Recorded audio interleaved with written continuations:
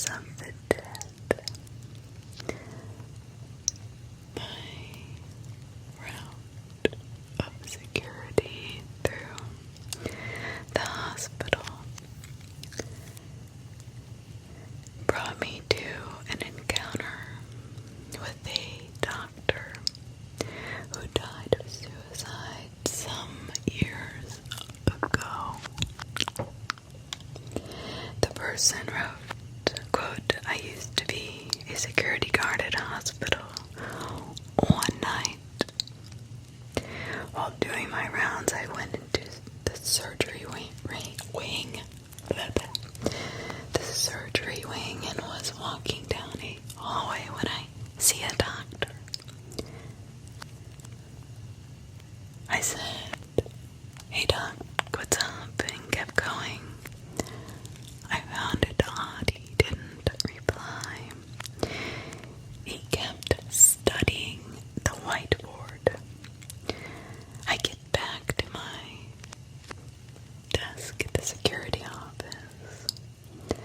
I'm discussing with one of the other guys who had been there for years about how I said hello to this one doctor, and he didn't say anything back.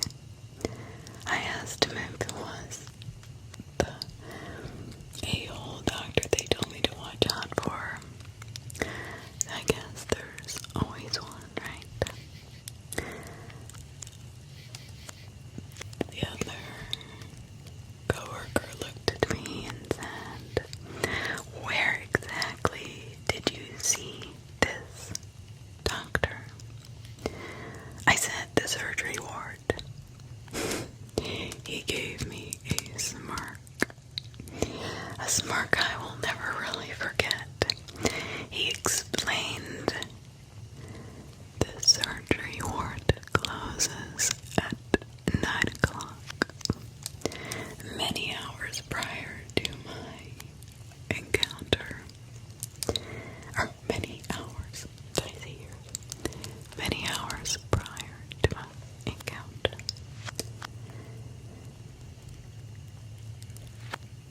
He tells me that all of the patients are moved into the monitoring wards. There should be absolutely nobody there. He then asked me if the doctor was studying the schedule board, aka the whiteboard. Well, yes, he was. I went to say something else and he said, "Yes, you just met Dr. Lustini. Apparently, many years ago, one of the surgeons went up to the helipad, jumped off the building, yet he never stopped working, which is kind of strange. Why would you kill yourself if your love was surgery and then in death keep working?" I wonder why. That kind of sounds a little bit like foul play to me. I don't know, something about those words and that whole situation. Why would a doctor love his job so much that he would stay there happily in death and yet kill himself at the hospital? You know what I mean?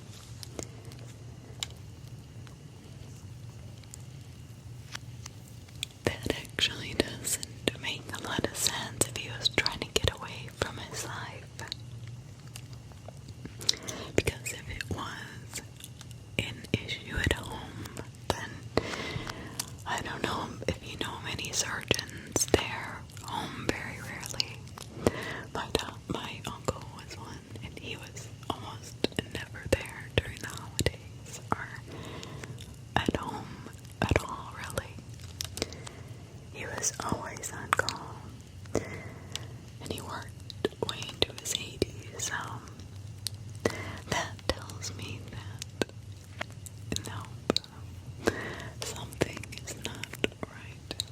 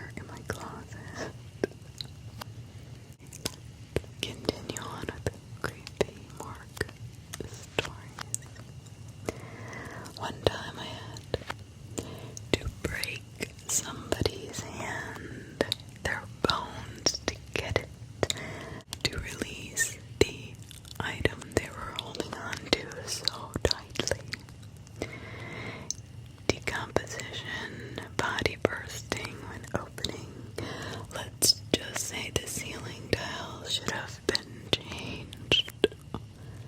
Well, that's something I would not have thought of.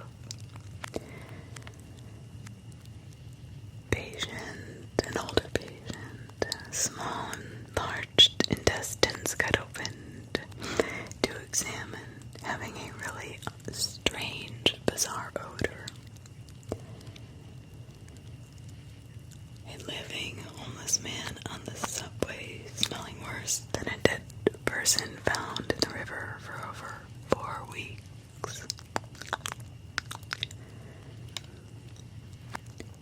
Experiencing the 2 H's after autopsy.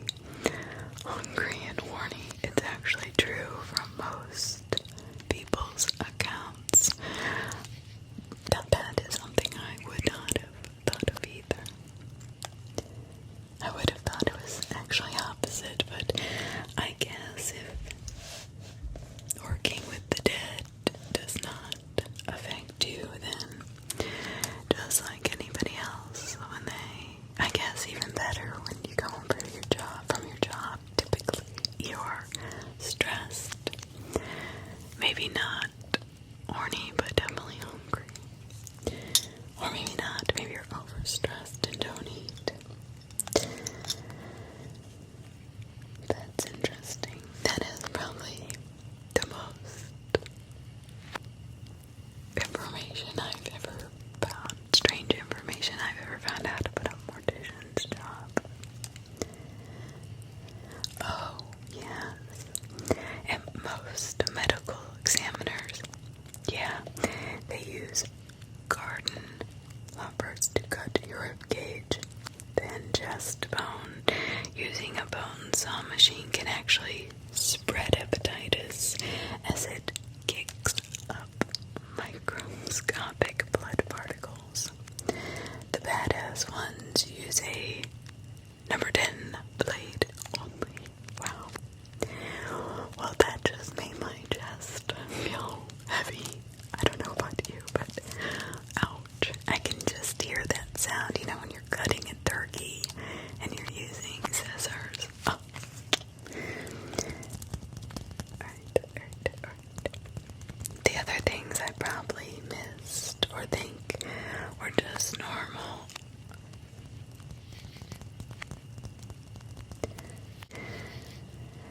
I sometimes get the ages when I'm surfing a live leak to come. I feel your pain.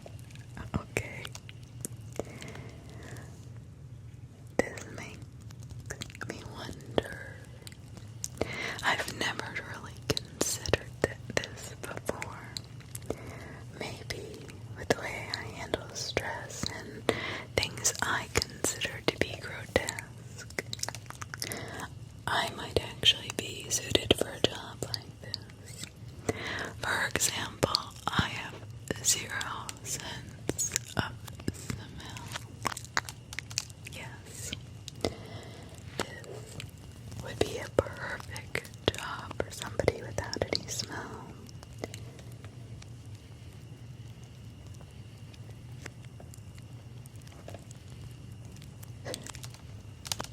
I was wondering after you said you were worried about spreading hepatitis to other corpses. Then I read the sentence more carefully. Yeah, he meant to alive people. The blood, microscopic, airborne, blood can get into the people that are still alive and infect them. My mother's friend, Lana, when she was very young, went boating in South Florida. Well, her friends decided to get trashed, and she was sober, and the guy driving was like, I'm fine, and getting belligerent, and she was just praying they made it home safely. Well, they didn't.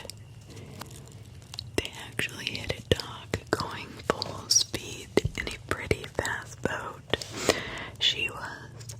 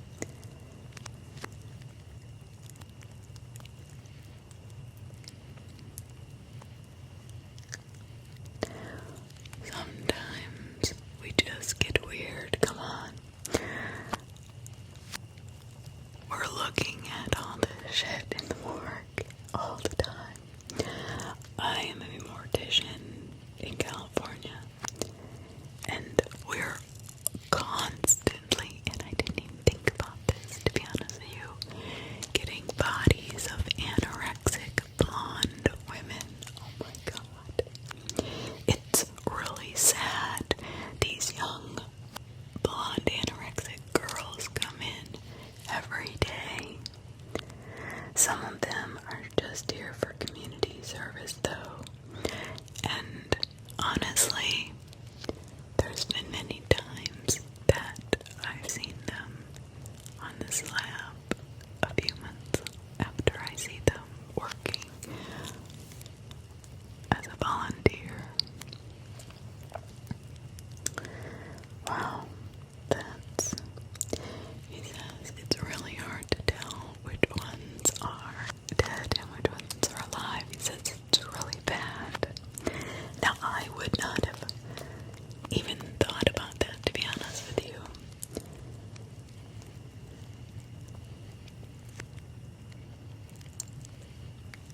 What part in California? He said LA County. That's sad. That is so sad. I know that there's a TikToker or Twitch person, I'm not sure which. I just see her a lot on my feeds. And her name is Eugenie, I think. Anyway, I have not really watched her content because it's heartbreaking. And I don't feel her mother is helping the situation, if I'm gonna be completely honest. But I have many times read the comments and the brutality of these people encouraging her to keep losing weight is sickening. It's feeding her addiction, and she's gonna end up on a slab. I'm afraid sooner than later. It just breaks my heart. My mother was anorexic. I mean, she was very, very thin. And the thinner she got, the happier she got. And when she was in her late 50s, early 60s, I had been going through a very difficult divorce. I think maybe even early. She might have been younger. And and I got very thin. I got like just 80 pounds. I was disgustingly thin, but I was upset. It's not because I was starving myself, believe me. But you know what she said to me? I'll never forget this. She's like, "Oh, you look amazing." And I look back at those photos, I'm like, I looked absolutely horrible. But my mom actually lost 20 pounds because she wanted to be as thin as I was. And I always thought that was really weird. I said, "Mom, why would you want to be this thin?" I'm not thin because I want to be. I don't know. So, I don't know. We're going to continue on. I heard a story about a kid and some friends of his that went into the morgue. Girl did some voodoo chanting and shit. Then they leaned on a corpse.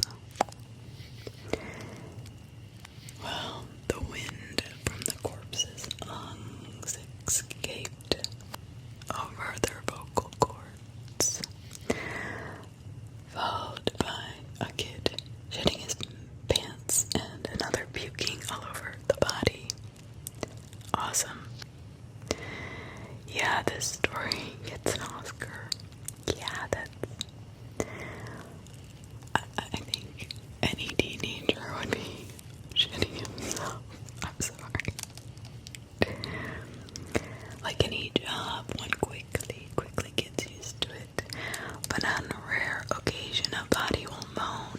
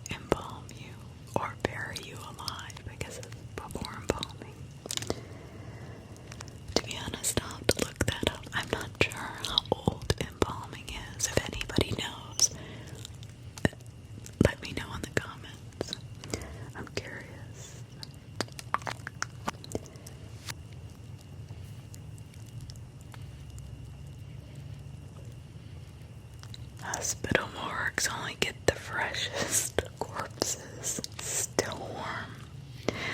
I worked in a ME office, so they were yesterday's 10 o'clock headline. Oh, jeez. So, yes, some bodies, and I don't know if all bodies do this, but a lot of bodies will build up gases and expand as they are decomposing. And it's the gases that are created from the body's natural, elements that make them up that create the gases. So sometimes you'll hear a body making a lot of noises coming out of them that can be really scary. My friend Mia, who lives up in Michigan, I may have talked about her before. I can't remember, so I apologize if I have. Well, she lives, or lived, I don't know, I haven't talked to her in about a year. But she lived above a morgue. And she said she would go out the mortician and she liked to talk to them. She felt like it comforted them into the next life. I told her, "You're a better human being than I am." As much as I love the supernatural and spirits, it's the ones that are angry that I don't really feel like dealing with on a daily basis. But apparently the father and son had always owned the morgue, so what happened was, I think they got, it was a little town in Michigan, I think they got just, pretty nice older people. It wasn't a big city or anything with many murders.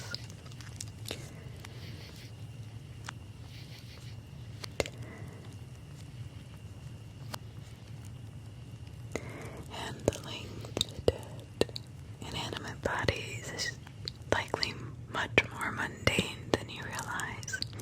It's kind of like CSI on TV and CSI in real life. It's a very long, tedious, kind of mundane process. TV makes it look so exciting and easy, but it's not.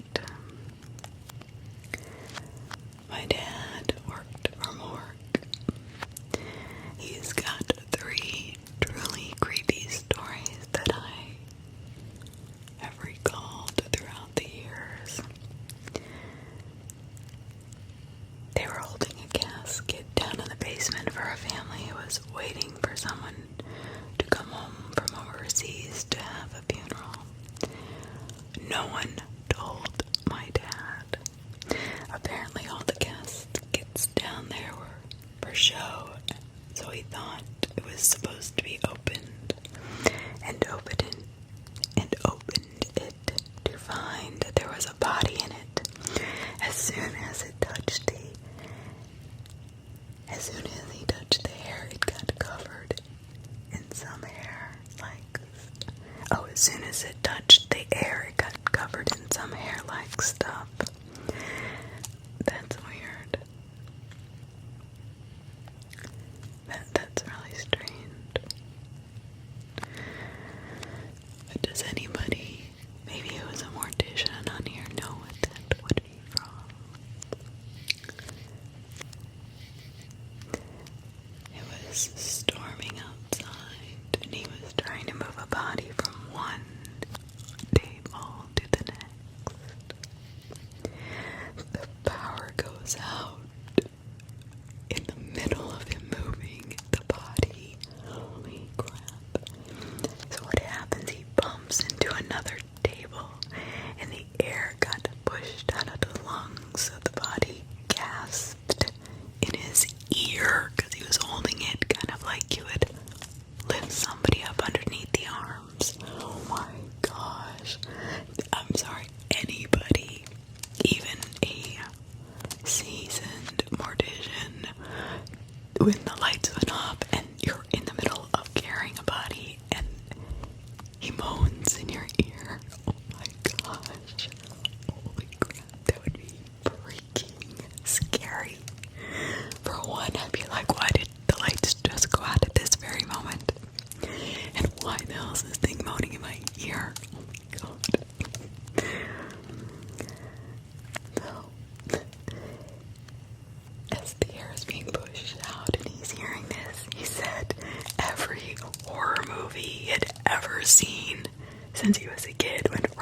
his mind.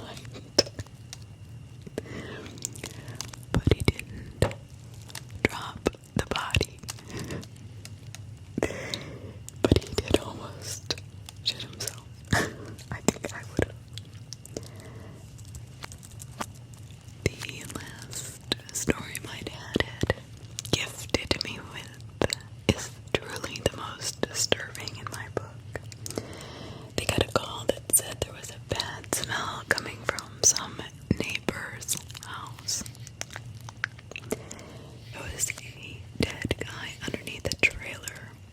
He apparently crawled under there to work on pipes or something and died. Was found a few days later, all dead, bloated. My dad pulled on his arm to drag him out from under the house and pulled his arm right off. I mean, right off like a piece of chicken. The skin, not the bone. He pulled the skin off the arm. They're like an eating geese coming back. When he told me the story, all I could say was gross. He quit this place several times, but they called him back every time. And, well, he always did it to help out. Such a small town that we live in. Nobody else wanted to do it. He finally quit for good when he had to embalm a baby. Oh my gosh. He said he just couldn't do it anymore after that. Those are the stories he told you. Can you imagine the ones he didn't?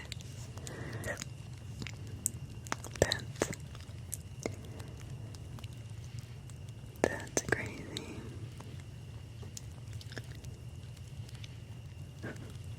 So somebody who is a young cop says, well, what are the prerequisites of this position? Would they hire me?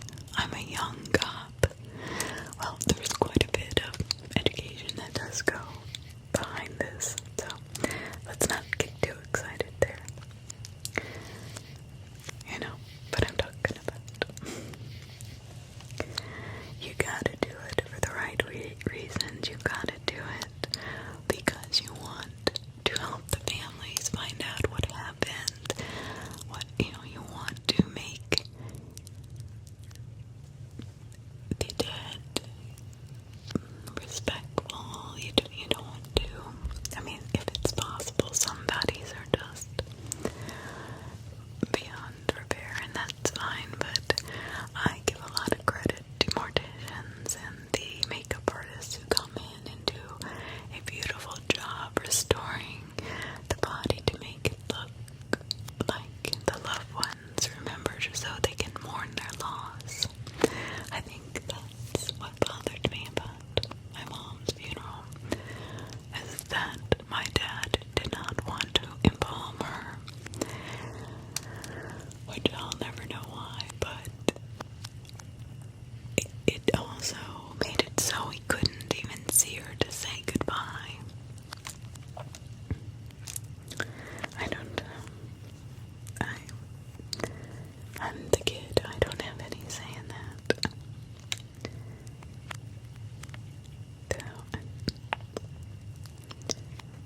I wonder if he would change his mind.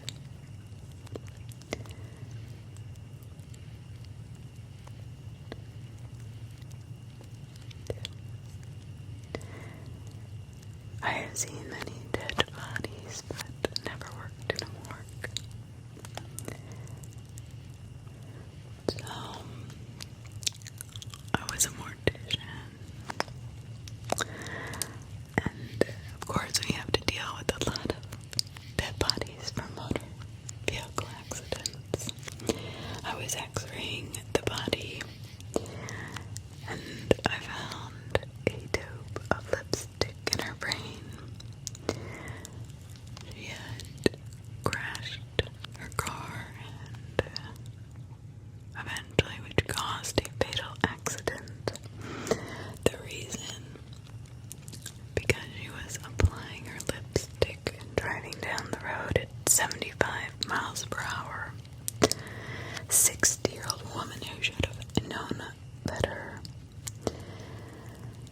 She ran head into a tree, never slowed down. Face was completely smashed in, as you can imagine. The tube of lipstick was actually the culprit of her demise. Perfectly healthy woman. I was in mid-conversation with a coworker when all of a sudden the corpse I had been working on sits up on the gurney. Both of us went pale. I was an EMT that got access to a ton of places and experiences. Well, because I'm me, and hanging out in the morgue and picking the mortician's brain is kind of my thing.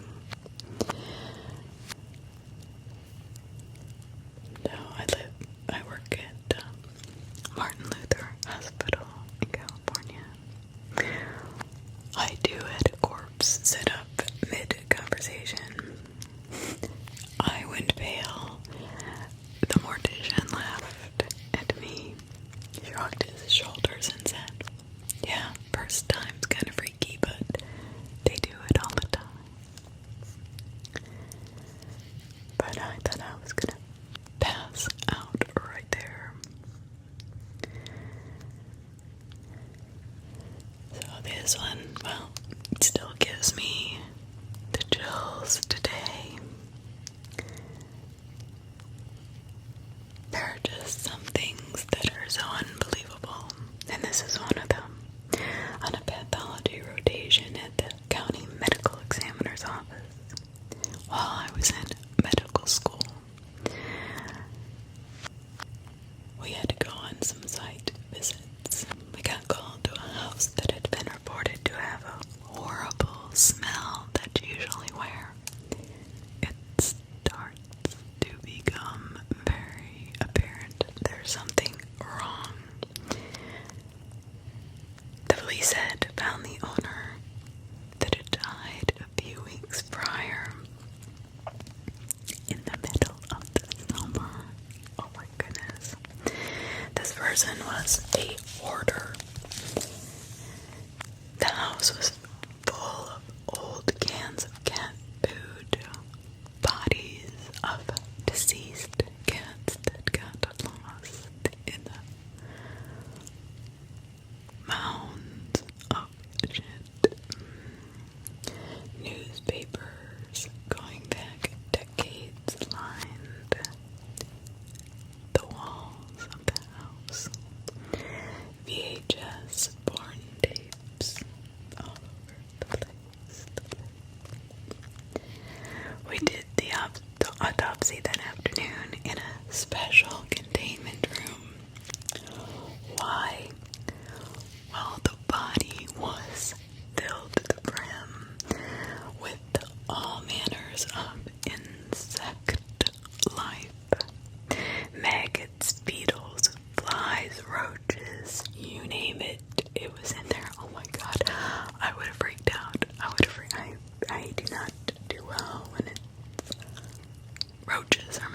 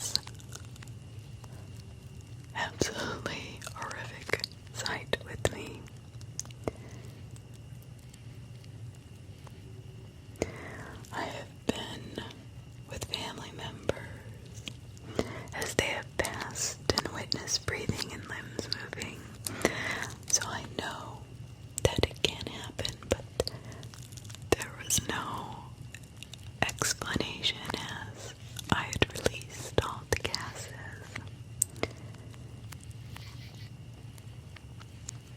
This one's really bizarre. Not that they all aren't bizarre in their own way, but I was piercing. I'm sorry, I didn't read that correctly.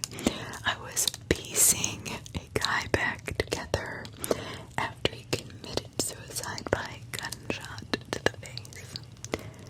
Family wanted, oh my gosh, an open casket. I tried my best, and so did my co-workers. One family member asked to come in to see if they still wanted an open casket because we just didn't feel it was right, and it didn't really look right. The dad comes in, sees that no matter how we tried, we could not make him look the same as before, and agrees the family should not see him this way. The day we deliver him to the funeral parlor, family changes their mind and has an open casket anyway. Found out the rest of the family did not know he shot himself in the face. We ended up getting a letter of complaint from the other members of the family for the open casket. Well, that wasn't your fault. That's kind of crappy.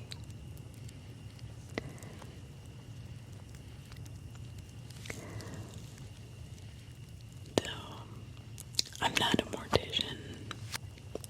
This comes from my mother back when she was a teenager. A guy she knows takes a job with the local funeral home.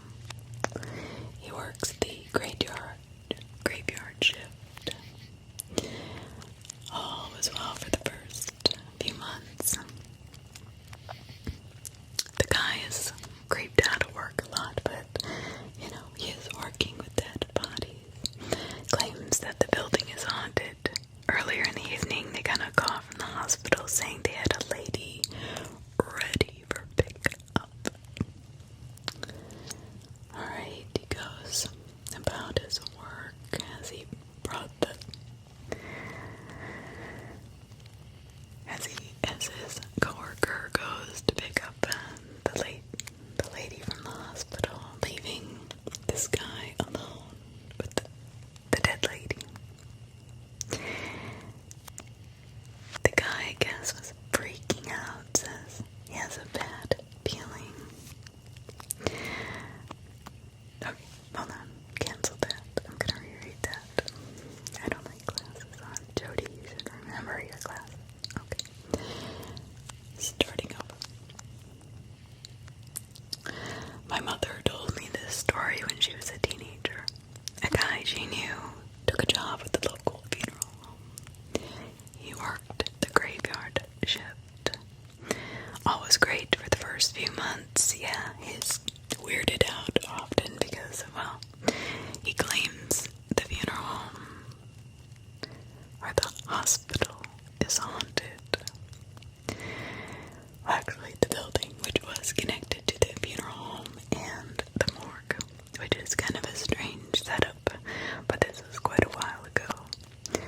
Earlier in the evening, they got a call from the hospital saying they have a lady ready for pickup. They pick her up. Guy is freaking out, says he has a bad feeling. My mother's friend. Later in the evening, the mortician has to step out for a bit, leaving my mom's friend alone with the dead lady.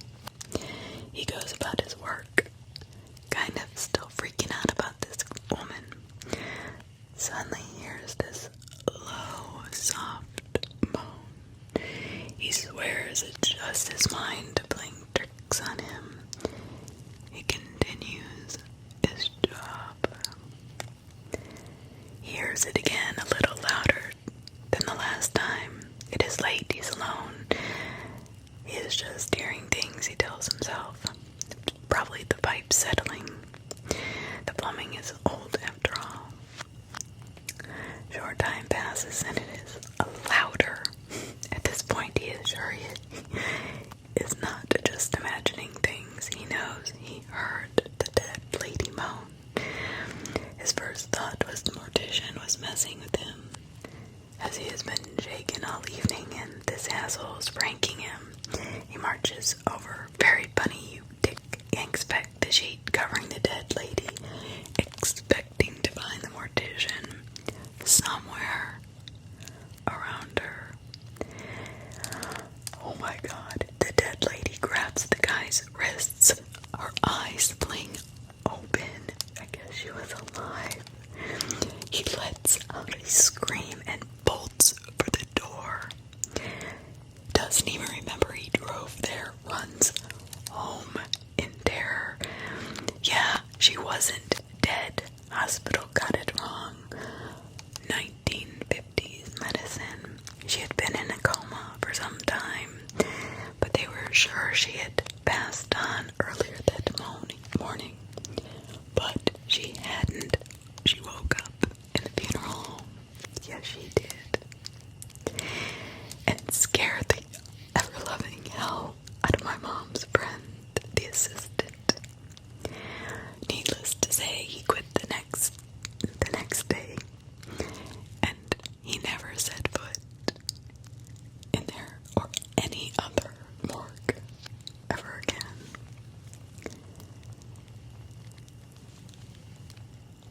So, something was tapping from a body. I just couldn't figure it out. Can you imagine being uncomfortable, being trapped in a morgue during a hurricane? Well, our morgue was basically in a basement type situation. The hospital was close by, a main waterway that flooded.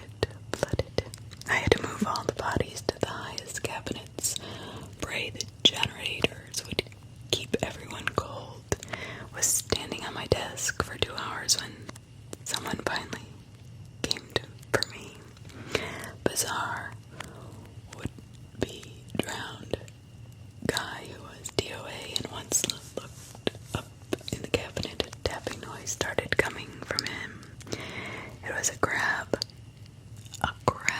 that had made its way inside the body.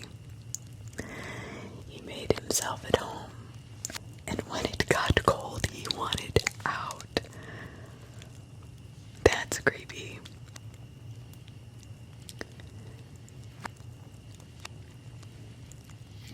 What's really even creepier, I have seen people die from taking bath salts and have eaten other people. They even look crazy in death. Is that a thing? I mean, I know that in DeQuesta, in Florida, we had a guy, the face eater, but they could not, or, well, the public did not find out if they found anything in his system. They said they didn't find anything in him, but that thing, being in that business, I don't even think they had a test for bath salts, or even if they still do, because it's made of so many different synthetic compounds.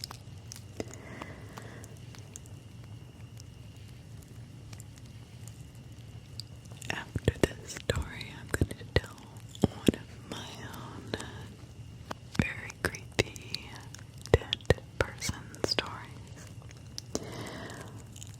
Lady I work with used to pick up bodies for their corner.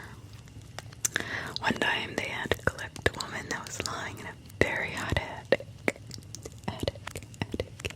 apartment. She had been there for a couple of months. Let's just say all her liquids had run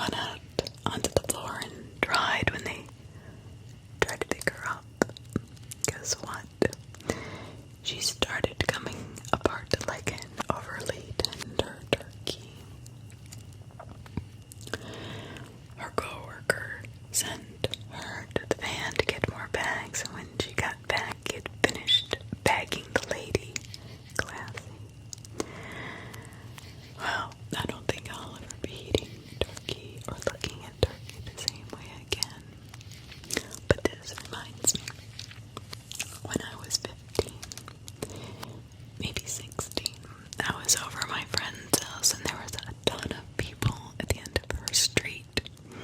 So we walked down there. I mean, there was police and ambulance and all these people. And so we walked down there, and I get down there just in time to see them pulling out this guy who had died in the back of this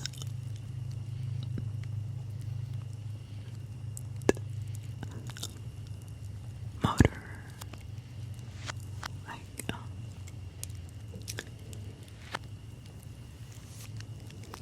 mobile home. Sorry, I'm listening. I hear something. But anyway, yes, a motorhome. You know, the ones that you see that are really pretty that travel across country. Well, this guy had been to these people's home for a party, got extremely drunk, went into their beautiful motorhome, and was on the toilet when he, I guess, had a heart attack, as they found him weeks later. He was quite decomposed in the hot Florida summer. When they were bringing him out to put him on the stretcher, because they couldn't obviously fit the stretcher inside this motorhome's small entryway, we walk up as they're walking down the stairs, as they first, paramedic hits the ground, the thigh meat comes off of the guy's bone. It was quite disturbing, to say the least. Well, this is something that is one of a kind, maybe. If not, let me know. We picked up a suicide on a major holiday. Thanksgiving or Christmas, I cannot quite remember. Took her back to the funeral home, undressed her, and had to wait for the medical examiner. Family decides to cremate her. We had dressed her for viewing. Everything was normal. Later that day, she was ready to be cremated. I put her in, started the machine, and went back inside. I had to embalm someone else. About an hour in, I hear 5 loud pops. I first thought was a pacemaker, brain stimulator, something I had missed. So I let it finish, swept into the tray what was left of her, and a fucking small handgun came out. Now I had seen all of her. Seriously, where did she have this gun? The only spot we don't thoroughly examine, obviously, is her vagina. The question is why? It's been 10 years. I'm still a mortician, and I'm like, what the fuck? The only thing I can think is that she was planning on killing somebody else. I don't know, that is weird. What do you guys think of that? I'm curious to know. Maybe it was a murder. I don't know.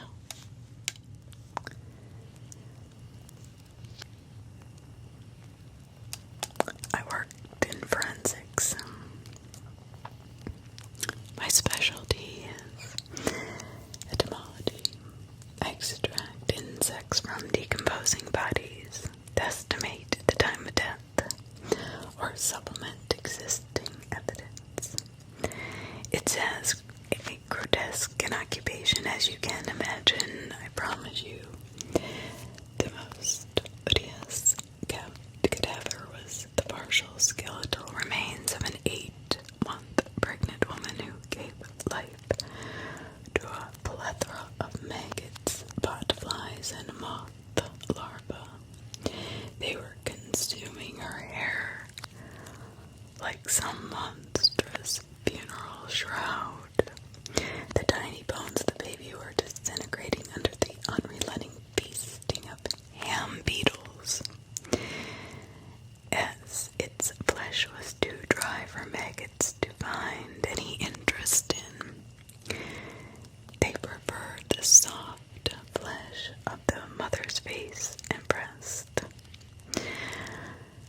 This was truly the most disturbing thing I've ever seen.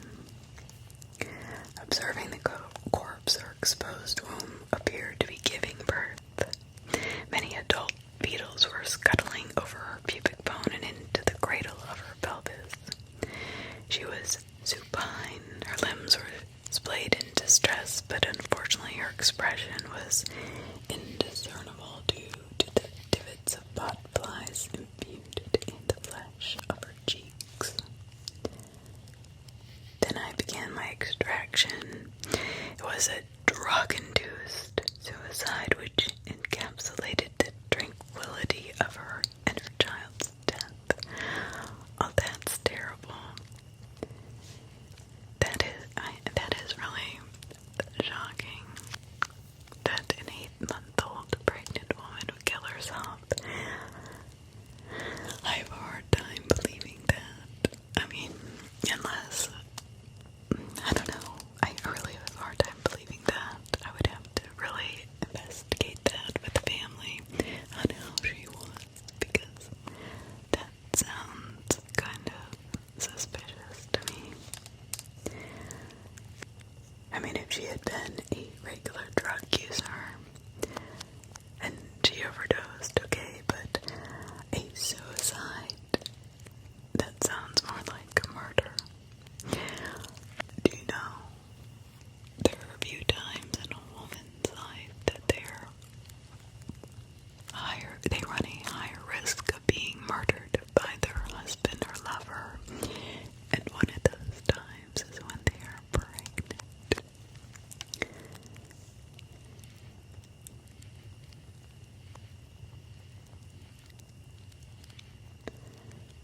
Oh, this is sad. Now, a hospice nurse got there after I called her because I wanted to know what in the world was going on. It just didn't look right. She said that dying infants often practice death and die several times. Our daughter incurred some brain damage from this. Not that it was an issue in her case. She ended up dying and reviving herself with agonal breathing one or more times before she finally passed. The process took 8 hours. Now I have seen someone die and come back. I fully understand why people created zombie mythology and otherwise invented paranormal explanations for these things. I saw it with my own eyes and I still don't believe it. Did anybody know that? I did not know that. And I worked in quite a few places that were elderly homes or homes for the aging, memory wards, and of course hospice, but I did not know this about babies, I guess because I always worked with the elderly. Alright.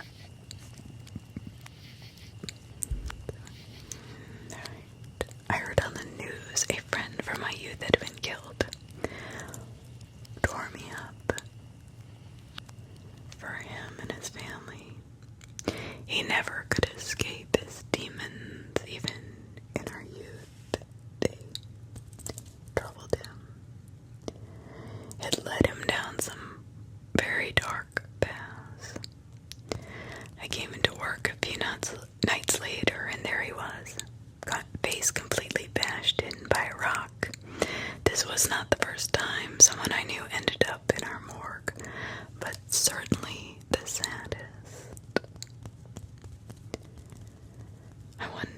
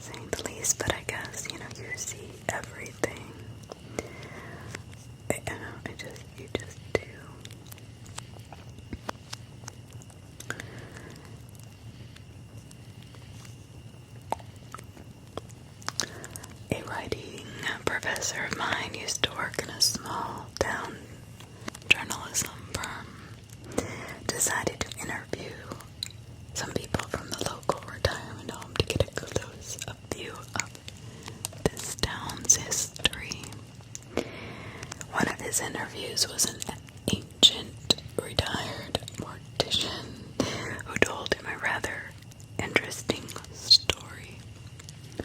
Shortly before 1920, two teens were going to school.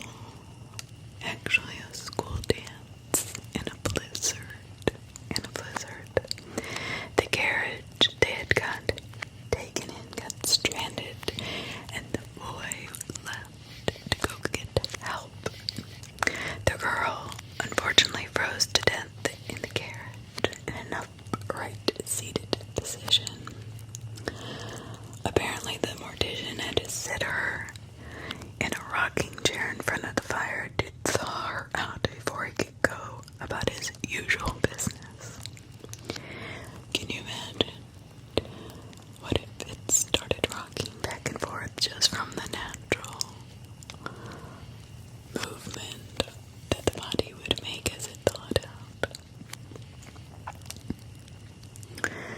I worked with the dead, procure eyes and corneas for transplant.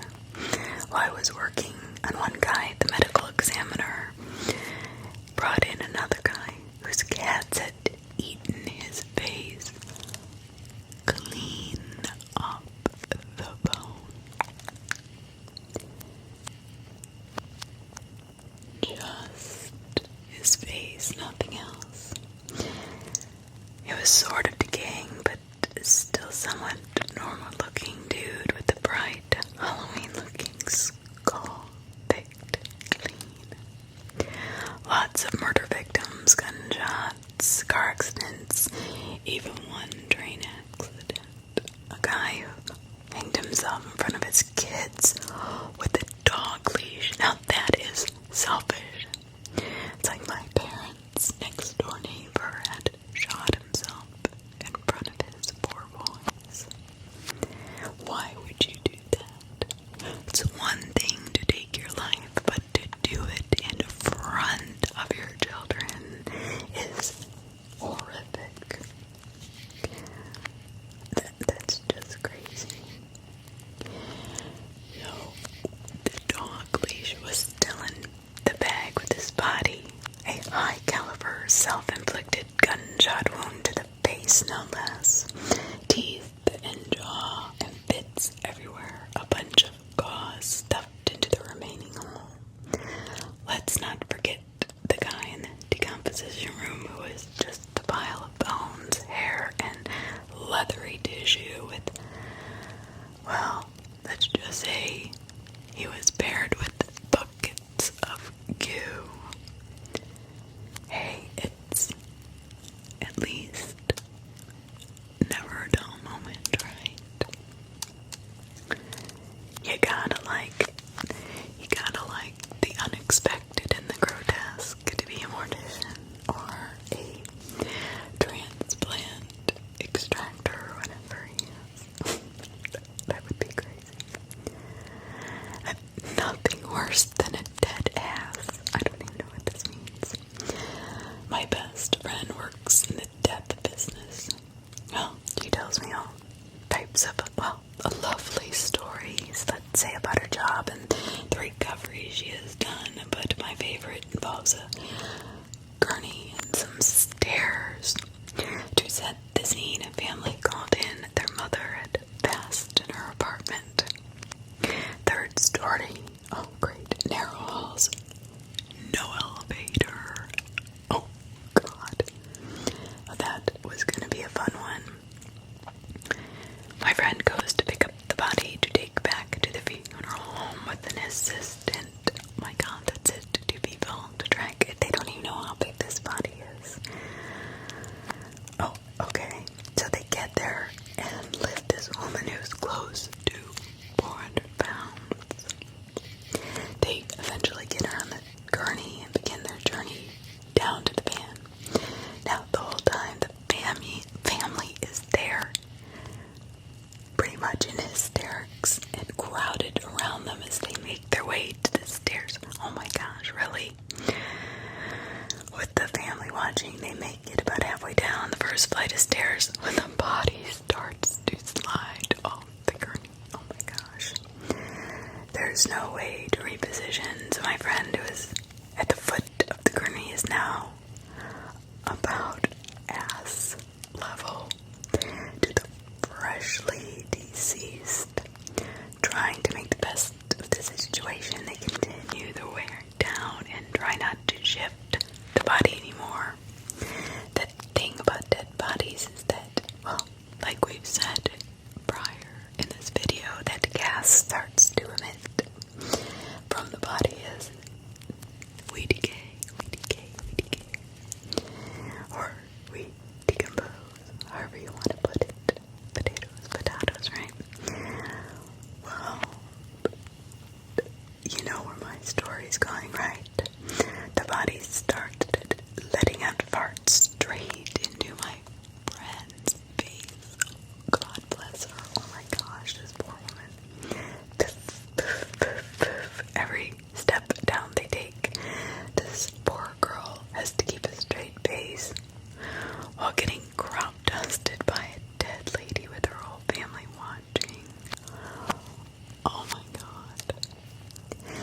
I think that I would have to make a joke. That's just my personality. I'd be like, okay, Betty, let's, now, or in front of everybody, let's not cause a scene or something. I mean, you'd have, like, you know, I mean, that's why I probably should not be somebody who goes and picks up dead people, but, I mean, they're already dead, so if they start farting in my face and I'm, like, right at their ass level, their family has to find this somewhat kind of, I don't know, maybe that's not the thing to say. No, I wouldn't laugh, I would not make a joke of it.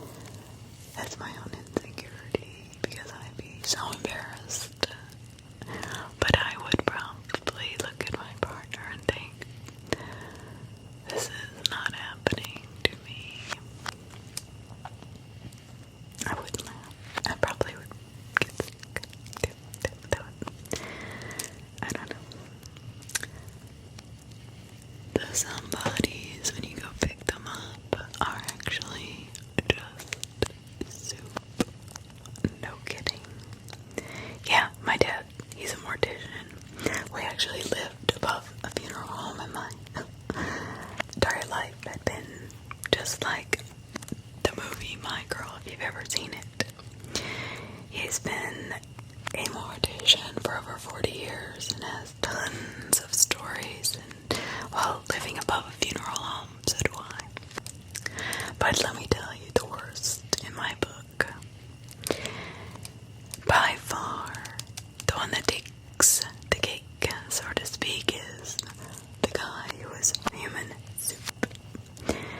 An elderly gentleman passed while having a bath. Water still running. He was living alone in the house with very little family left. I don't recall how long he was in the bath before someone found him. But my dad goes to pick up the body, and it is human soup. The hot water constantly running, and the amount of time caused his body to turn to mush. He said this smell was the worst he had ever experienced. He got back to the office later that day, and his boss told him to throw away his suit, and he'd buy him another one. That's bad.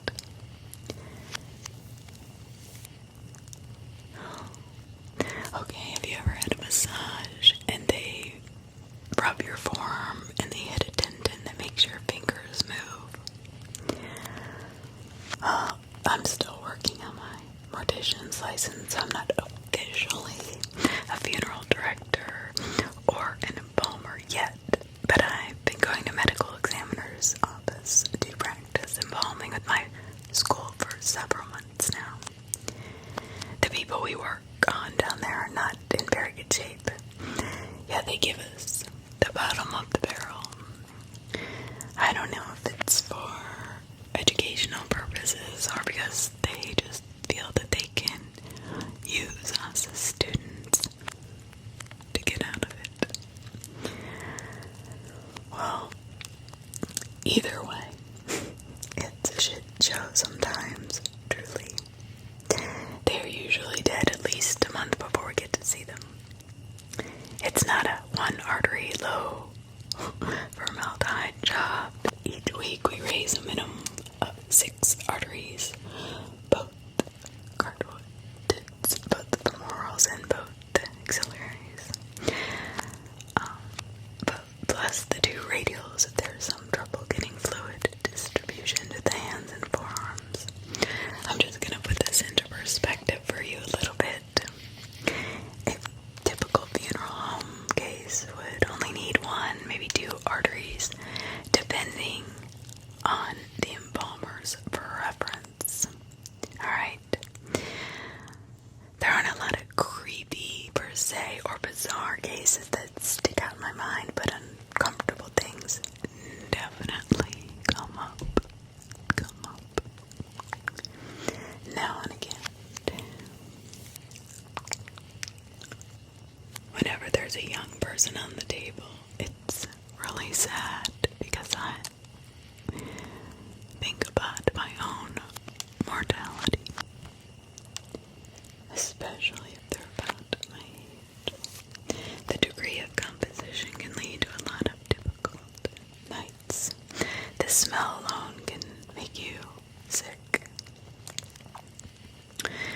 But what spooks me when I'm raising an axillary artery, the site that we look for is the area directly distal towards fingers away from body mass to the armpit. You know what I was talking about in the beginning of the massages. Okay. And when they hit that certain tendon and your fingers move, that's what he's talking about. So you're holding up a person's arm, digging around near the tendons, and their arms and fingers will sometimes move. Actually, it happens a lot. But I still get momentarily terrified when the person actually grabs my arm. Yeah, that would freak me out too. Can you imagine? You know, I mean, when you're getting a massage and somebody hits that tendon just right, your hand does. If their arm is around your hand will go around their wrist. If you haven't experienced this or don't remember this, pay attention next time you get a massage.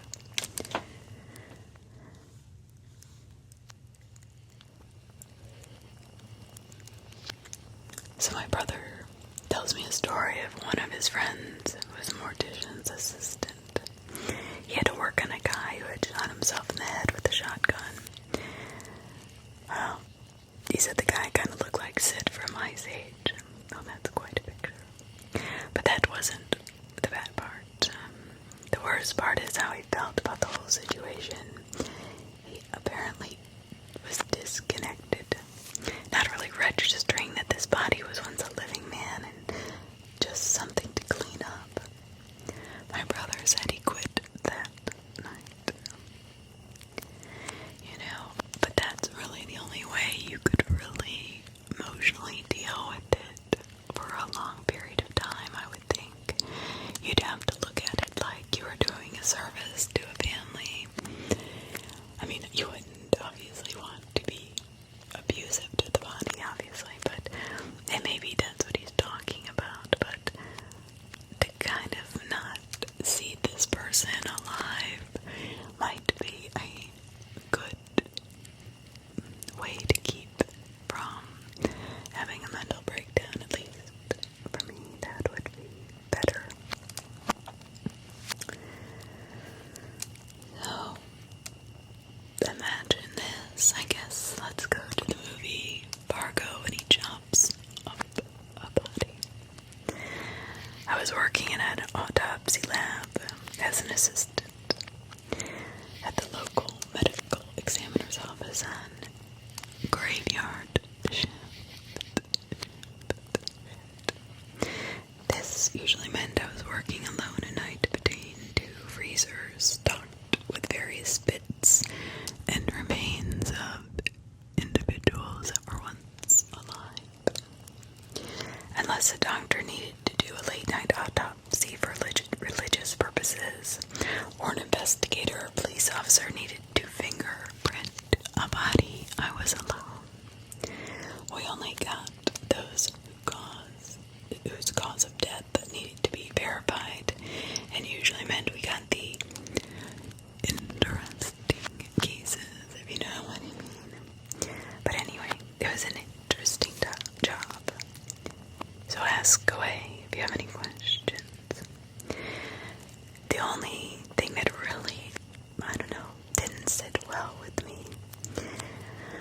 Annoyance is a part of detachment. Like I was saying before, detachment might be better. It's just part of my job. I'm literally seeing up to 100 or more fresh corpses a week, where the individuals that were extremely obese, 500 pounds or more. The one that sticks out is a woman, 510 pounds, hit by a car and ejected at high speeds, hit by an 18-wheeler. Oh my gosh. Oh, that was fun. Yeah, that was a fun bag to try to prep an x-ray for autopsy. Having to basically pull parts out of a bucket, piece somebody together, like some macabre jigsaw puzzle. That was very interesting. That was a very interesting day. My second day on the job as well. Can you believe that? A suicide via crossbow is kind of cool. You don't really see that one every day. Yeah. How is that even possible? That doesn't make any sense. How could you even kill yourself with a crossbow? I can hardly pull it far enough back to shoot at a target. I don't know. The most interesting murder via katana. We were all super interested to see what that looked like, and it turns out it was one perfect stroke through ribs into the heart. We joked about a master ninja hunting the city for weeks after. There are much more crazy ones, but it would be way too easy to identify my area from them, and families don't need that head and heartache. The worst is always decomposing bodies and water finds, I would have to agree. The smell is horrid, and the spongy, soupy texture of the bodies from being in an aquatic environment for so long is, I can't even explain it. They burst everywhere when you cut them open. It's a sad job most of the time, as we only got those that suffered a violent death that needed investigated. Lots of children and people that were clearly failed by society. That would be the hardest. You must be in a very large city, because a smaller city doesn't have that kind of money to separate the two. I mean, this is an actual, separate department, so I imagine it's a good-sized city.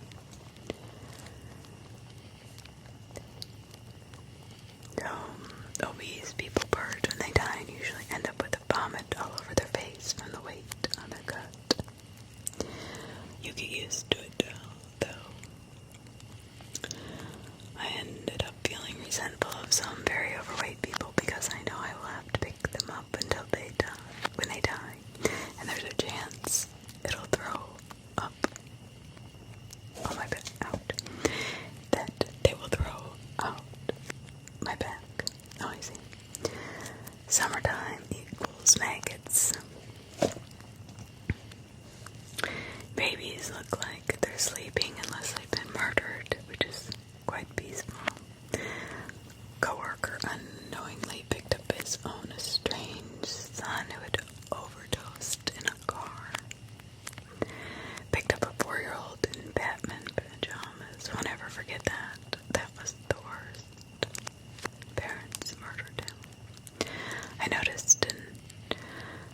recent a rise in young teen suicides in the last year. I don't know, or anyone really. Check in with them. Let them know they're loved. I'm tired of picking up dead, bullied girls. Oh my god.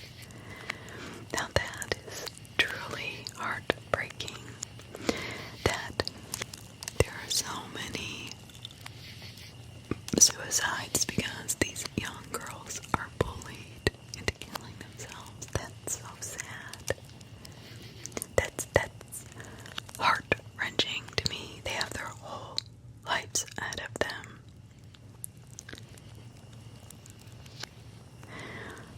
Can you imagine somebody being so slippery like they had been greased down? Yeah. Well, this happened to me. I don't know what it was on her body, but when I went to pick her up, I had lost my grip. I dropped her on her head, smack onto the floor. Yeah, it was a summer job, and I was at the university nearly 40 years ago. As an orderly at the local hospital, I was assigned to the morgue, and when a patient died in the ward, we would go up and bring the body back down after nurses had cleaned the person up and families said their goodbyes. One day we had to get this woman who died during the night. 420 pounds. Doctor decided on an autopsy. We had to move her from the gurney type thing to the slab. As I was a young guy, the experienced orderly said that I had to take the head. This woman was so much larger than me and was also slippery, like her skin had been greased, which to this day I cannot figure out. We got her up in the slab and the doctor came in and there was blood pooling under her head. The drop had cracked her skull open. He took a look and said that it was a good thing she was dead because that would have killed her. Ouch. Nothing like killing somebody after they're dead. Yeah. I wonder what that's from. If somebody just dies, it can't, is it because she was so heavy and excreting grease, like that was her thing? I don't know. I don't know. Oh, yeah, I've had an autopsy that was like opening a disgusting piñata. Yeah, it was my cousin. He works for a funeral home that embalms bodies. Body of an Australian heavyweight was brought in. Guy was all muscles. It was covered in his own waste.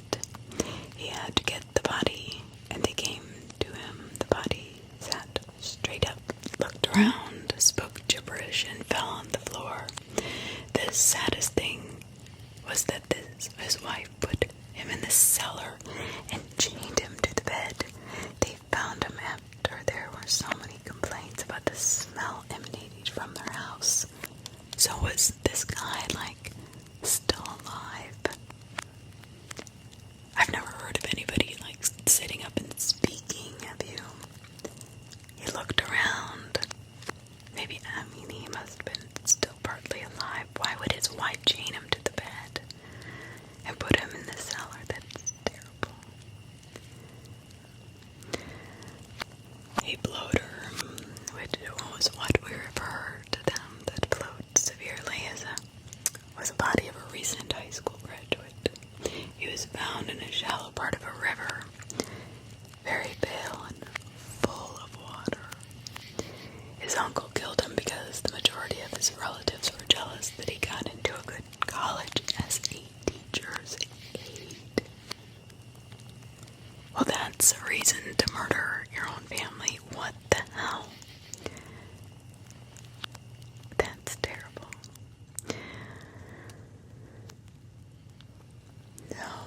This guy that my dad got in, this body, was about the only guy that my dad ever got that died while he was on the job. his name, Steve. Steve loved to eat anything inedible. It was a compulsion, an addiction. Strange, but it was just his thing. They had to bump his stomach so many times because the amount he would eat of this inedible stuff. He had his own room and he was not allowed to have anything that he could fit into his mouth. Steve was dying, so his relatives visited him. The doctor allowed them to give him whatever food he wanted because he was going to change. It wasn't going to change anything. His autopsy was like opening a disgusting piñata. Apparently, he could not poop because he swallowed so many solid objects. Plastic wrappers, bottle caps, a rubber duck, cotton balls, sponges, Lego pieces, and even doll heads. What? Has anybody ever heard of this? This sounds absolutely terrifying. Why would somebody have the compulsion to eat that? It has to be like vitamin deficiency or a mineral deficiency. I mean, maybe it's mental, but I don't know. That's really weird. Don't you think? I think that's, have you ever watched that show? This strange addiction where people will consume all sorts of soaps, laundry detergents, dirt. I don't think I've ever seen one where they actually ate plastic things like that. Oh, this is creepy. Well, we got him back to the morgue and we weighed him. His weight was exactly six.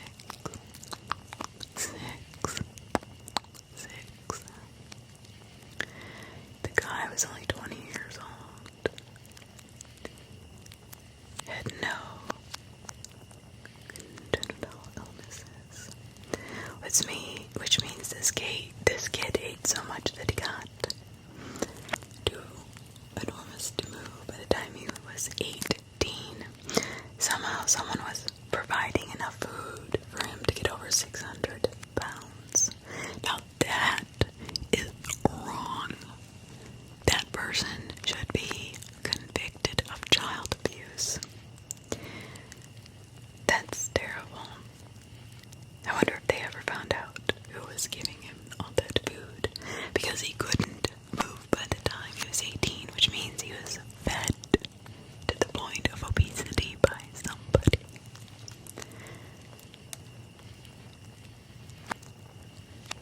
That's horrible.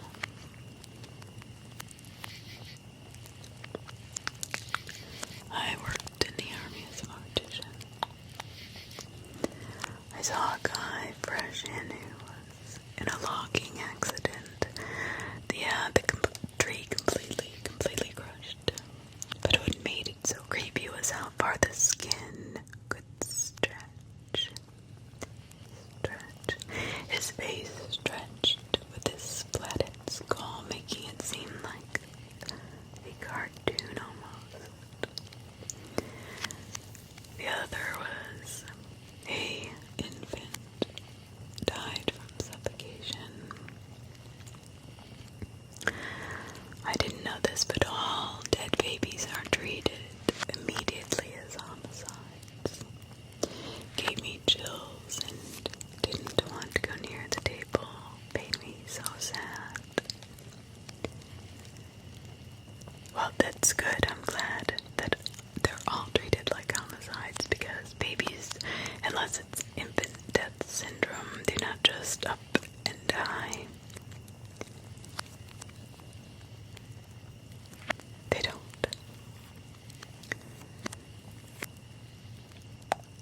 They don't.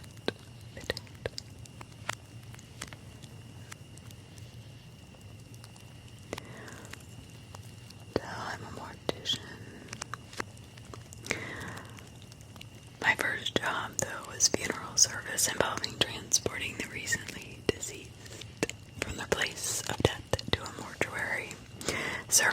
would embalm and prep the body for final disposition, and I would then transfer them to the appropriate funeral home, etc.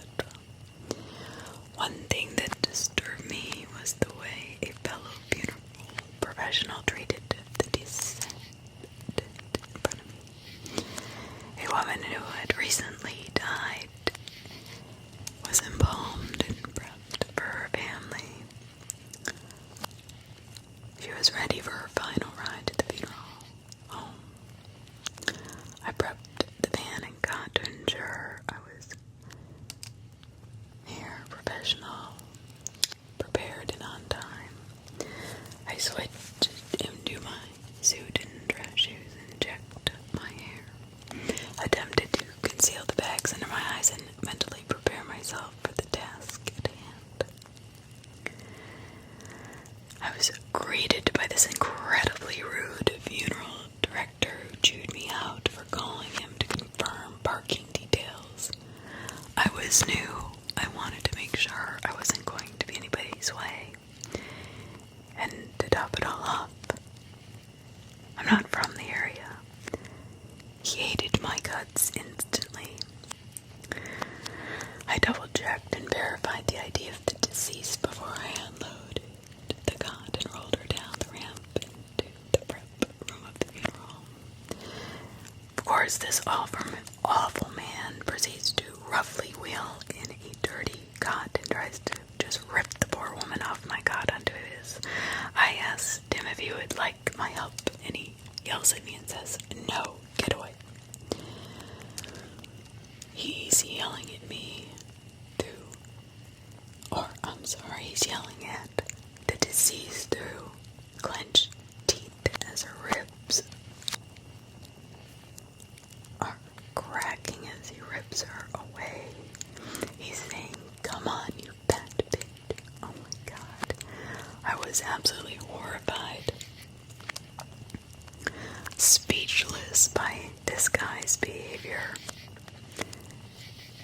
I would never say that in front of anybody, let alone out loud. I don't care if he thinks it or not. It's not okay. You must have reverence for the dead. Maintain the dignity of the descendant. It made me sick thinking about it. I hope he's not like this at home. I hope more that he never let family hear anything like that. He was disgusting. Another time, a young woman who was an international college student struck by a homecoming parade by a drunk driver who drove through the barricades and ran down and killed several people. One child. Anyway, the particular woman who was killed and at our morgue had to be sent to the medical examiner due to the mode and cause of her death. She was from India and her parents were devastated when they had to explain the autopsy, and her father fell to his knees crying because he feared the autopsy would go against the religion and was frowned upon. I'm not entirely sure of the details, but the image remains clear in my mind. I felt helpless. I was so saddened by their grief. She was a gorgeous young woman studying for her degree and died because some senseless human wanted to drink and drive. I cried for and with their family, for her loss was way too soon and preventable. I remember each and every face that comes across my hands, from the stillborn infants to the self-inflicted gunshot wounds and gang violence-related deaths. To those who are my own age, it resonates deeply. I pray for them all and treat them as if they were my own family. For that's how I'd want to be treated. It was my job and my honor to usher them into the next realm, the next chapter, their next life.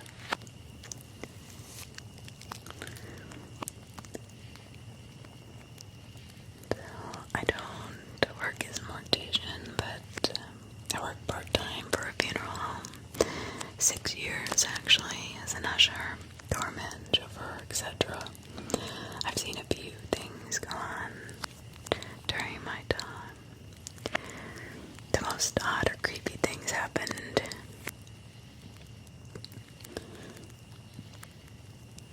were behind the scenes. Luckily, where the bereaved would never see or know how. There was a lunchroom for the workers in the basement of the home. Typical work lunchroom with a few tables all pushed together in the middle, surrounded by chairs, a refrigerator for people to keep their food in, and a vending machine for or two.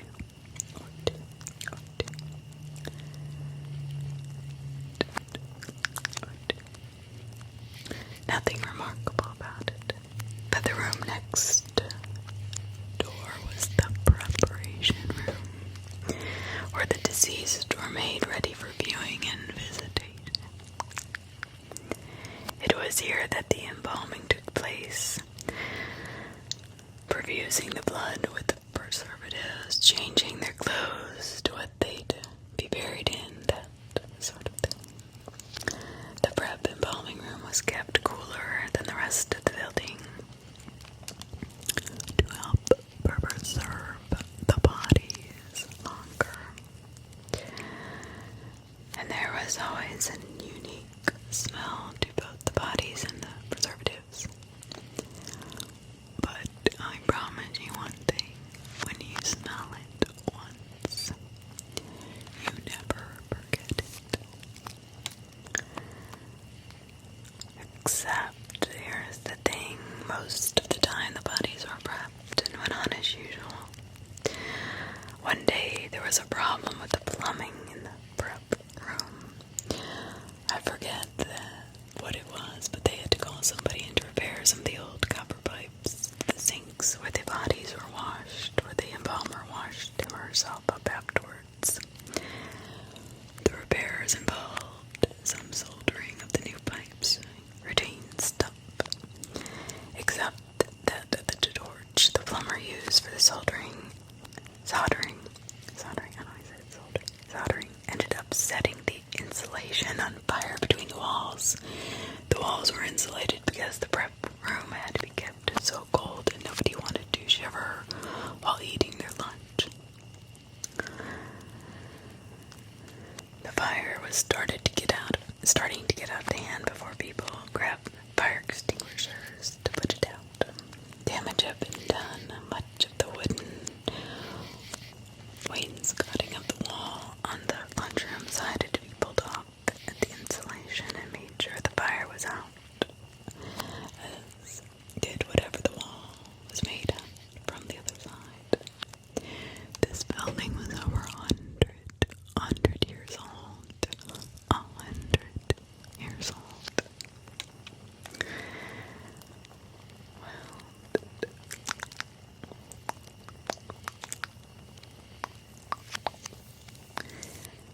I think it may even have been on a TV show called Murdoch Mysteries, if you know of it. So as you can imagine, there's no fire retardant in the walls of that age. Just wood frame and wood wainscoting. For insurance purposes and possibly to get building permits to make repairs once the wall was open. For the next couple weeks, the workers had to eat lunch with one big hole in the wall between the lunchroom and the embalming room. Depending on where you sat, you had a view of the several dead bodies that were waiting for prep. Not really good for the appetite.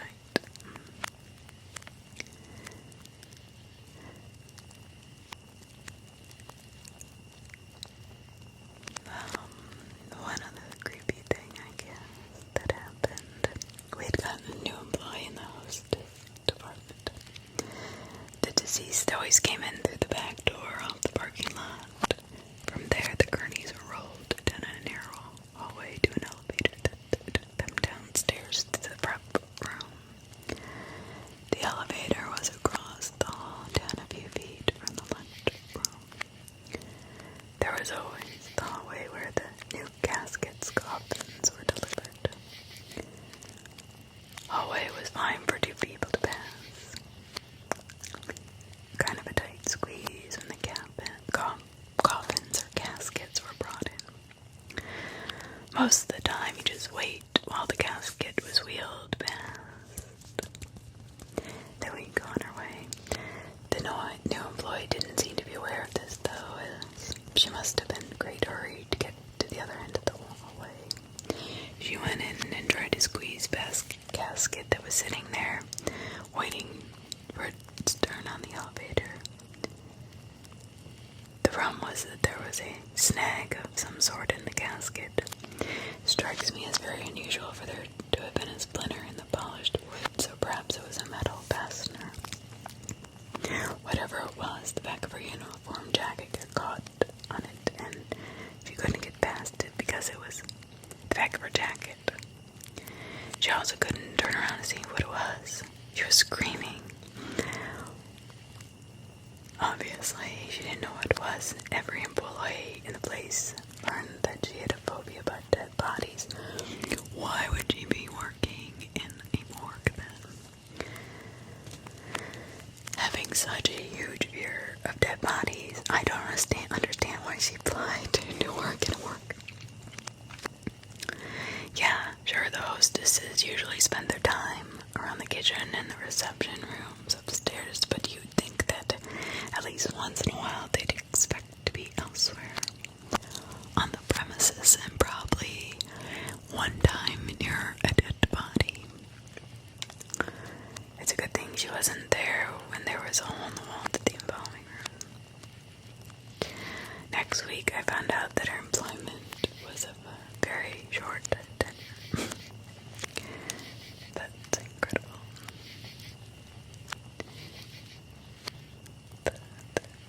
How could I forget? Yeah, before working at a funeral home, I was working in a pathology at a major teaching hospital. The first day had been testing and proving that I knew human anatomy well enough to assist on an autopsy. The second day I was told to suit up, scrubs, booties, gloves, masks, head covering for my first case. Once suitably attired, I told that this case I needed a face shield, double gloves, and a second pair of gloves and booties. Okay, what's this for? I asked. Well, you put a generous glove of it underneath your nose before you put your mask on, was the reply. With a questioning look on my face, I wasn't exactly asking that question because I didn't see the goo that was in his hands. Well, I knew the reason for the goo right away once I saw the body and smelled the stench. It was an elderly lady lying on the autopsy table. Hard to tell her age. Her face had swelled, where there was no wrinkles. The skin had turned a sort of vile green, blotched with purple patches. There was fluid oozing out of every orifice and more out of splits of the skin where it had succumbed to the internal pressure. The edges of bones, cheeks, chin, for example, were sticking through some of the splits. The whole cadaver was shiny and wet with the fluids of corruption. All I remember is the smell had been so bad. It's in the middle of summer, hot and humid weeks, and she had been last seen. The history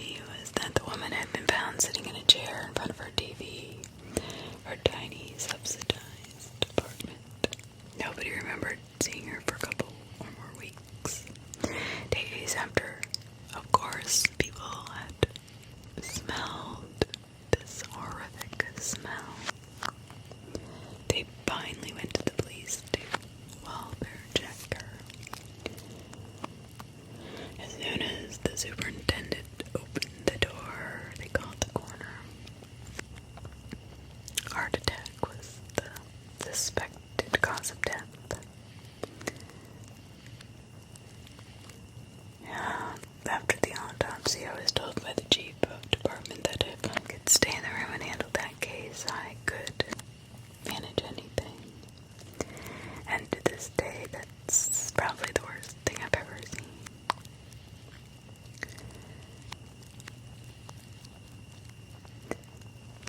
This is disturbing.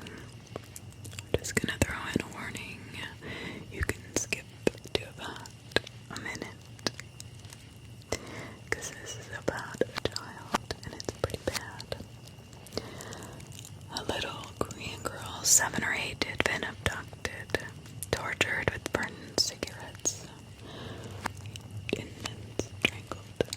When we dressed her, we tried to cover the marks of abuse, and she looked so beautiful in a native green attire. The whole staff gathered to cry, and we hoped that the monster who did this would be caught. I never found out.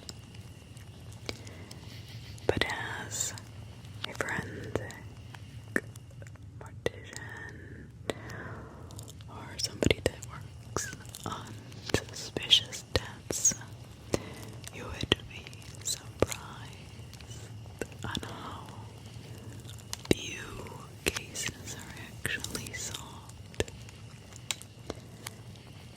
That's terrible.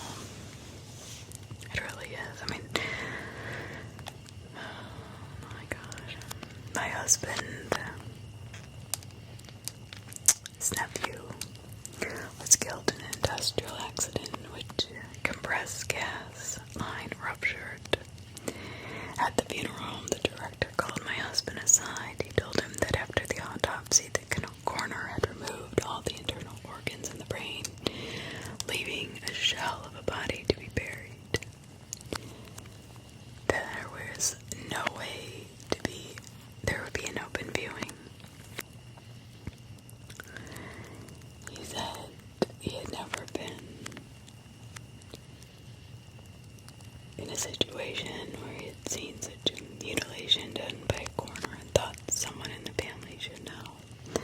My husband never told any of the other family members because he knew how upset they would be. That's terrible.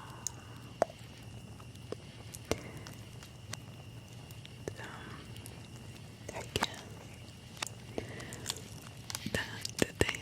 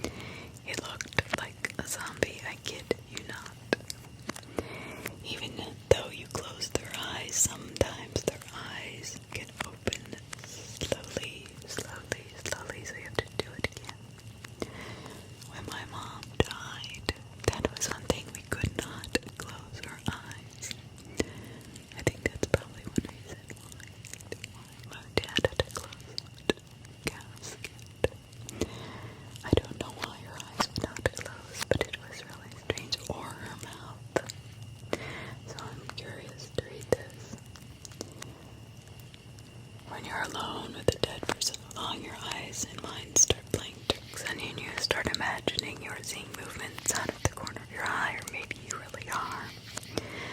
The most revolting thing you have to do sometimes is a slimy type of saliva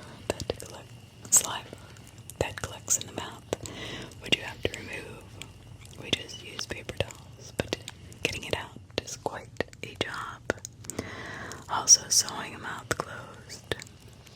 I don't know, I guess in the beginning it's gross the first few times, but you get used to it. You know, I think people in this profession should get paid a lot more than they do.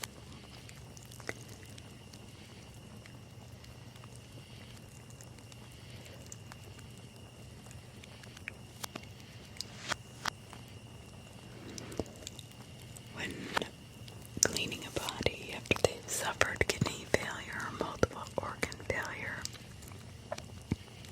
body fluids, mainly blood, come out of the rear end, and the body bag is full of blood. Not exactly what you want to deal with the first thing in the morning, or just before tea time.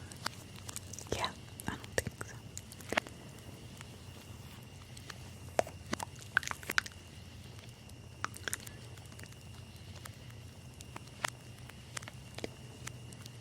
Yeah, I'm a licensed New York City funeral director. I had to quit because my back injury ruined my life. I worked at a small family-owned funeral home through mortuary school, my residency, and once I was licensed, which ultimately led to problems, as my boss always viewed me as a student, and I was overworked, but I digress. It does have some point to the story. I had worked a long day morning funeral after a week of 16-hour days, and had the chance to enjoy my evening, and currently trying to date, which is never easy as a mortician or a funeral director. Either way, women don't find it intriguing, they find it creepy sometimes. I was talking to a guy and we tentatively made plans. It's a female, my bad. I'm sorry, that was very sexist to me. For some reason, okay, that's why her boss always thought she was a student. Yeah, so I'm talking to a guy. We had tentatively made plans to meet for coffee at a mall that was convenient for both. When I had a chance, so I reached out to him to let him know I was free that night. It was plenty of fish, so I didn't get too upset when he seemed to ghost. Nor did I care because I got called into work. Since I didn't hear from him, I didn't really care and went on my thing. A hospital, removal, and embalming. That was my night. The next day I made arrangements with the family. He was a younger guy, although those cases usually were referred to the ME, medical examiner. He wasn't due to pre-existing conditions, so the doctor signed the death certificate, and there was no autopsy. It took a little time for things to come together. Well, this very the Sherlock Holmes style deductions ended up being the plenty of fish guy that I was supposed to go meet. I never got 100% proof as I wasn't around to confirm it. I didn't realize the name, information I knew, and the profile, his town of residence, general appearance, age, and the fact I never heard from him again clinched it pretty well. I mean, sure, it could still be a crazy coincidence, I don't deny that. Yeah, the years have clouded it somewhat. If I have brain damage from a medical procedure I shouldn't have been prescribed that resulted in profound cognitive damage, memory loss, so not everything has come back yet. Though I remember at the time having some kind of irrefutable evidence. Well, that makes sense if you knew his name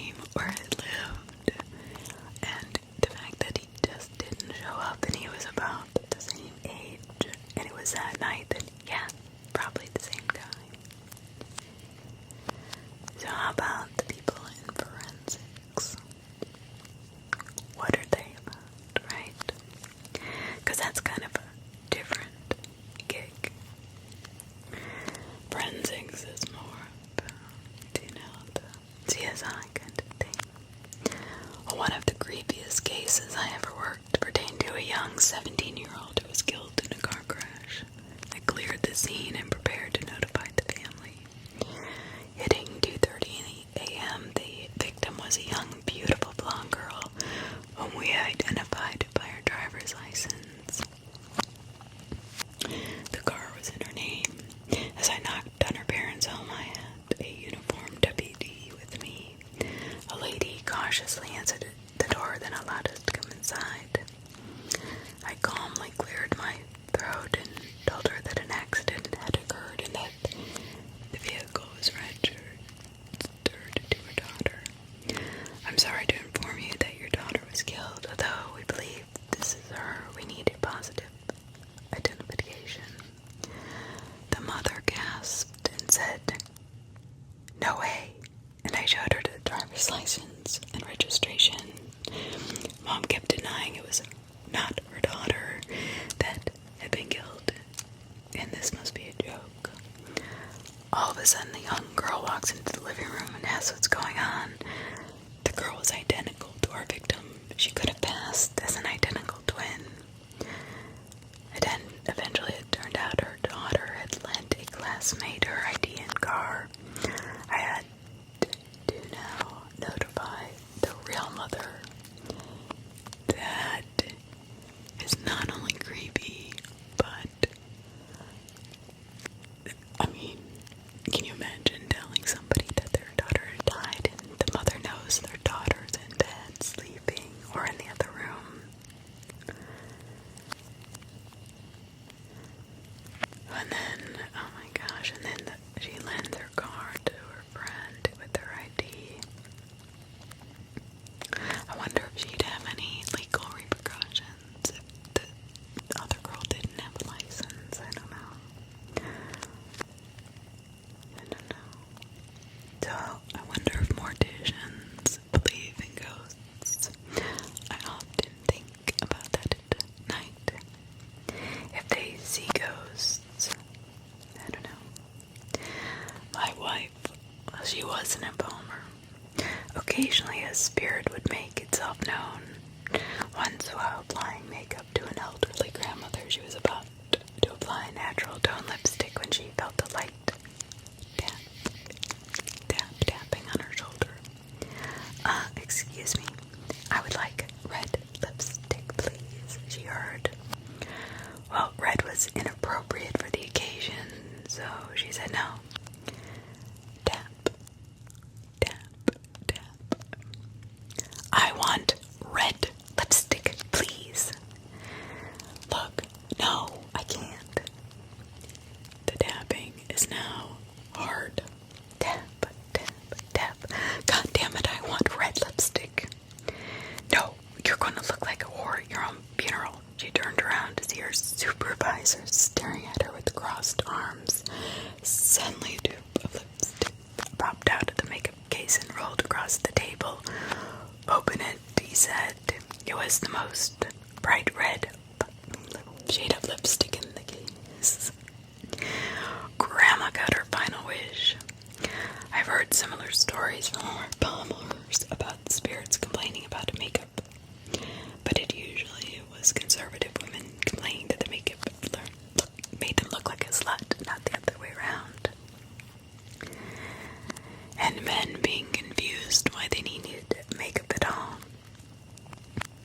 Which I respond, because you are dead, and you look dead, and your family doesn't want to see you like that.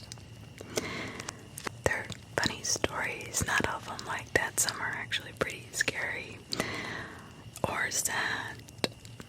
Some of them have affected her profoundly. They do not always speak. Sometimes they put images into your head to communicate. Worst case she had was a 12-year-old boy who hung himself. Another embalmer screwed up the makeup because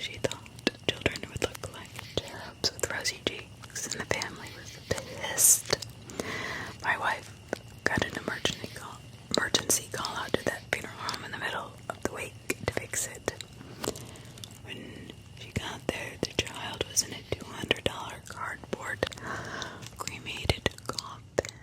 cremation coffin. He was not being cremated. While she was working on his makeup, she was flooded with images of a sad life of abuse, neglect, and started crying, telling him how sorry she was that his mother treated him that way. When she turned around to leave, the funeral director was staring at her. "Did you talk to the family?" he asked. They wanted to know more about what she saw. Apparently the child had been, beaten and treated so bad that he left a note which read, "Thanks for being so mean, Mom. My wife visits his unmarked grave." She was his only visitor.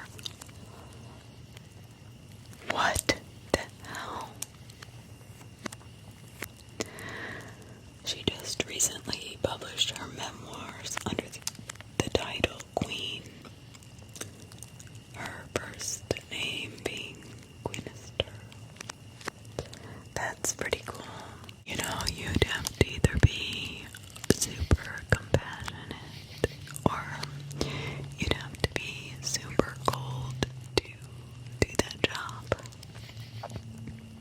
I would probably go on the view up or take the stand that I wanted to help the dead find peace, especially if they didn't have peace in this life. But what a note to leave the mother before a 12-year-old hung themselves. Thanks for being so mean. That is heartbreaking. Years ago, I was assisting a pathologist on an autopsy of a 23-year-old female.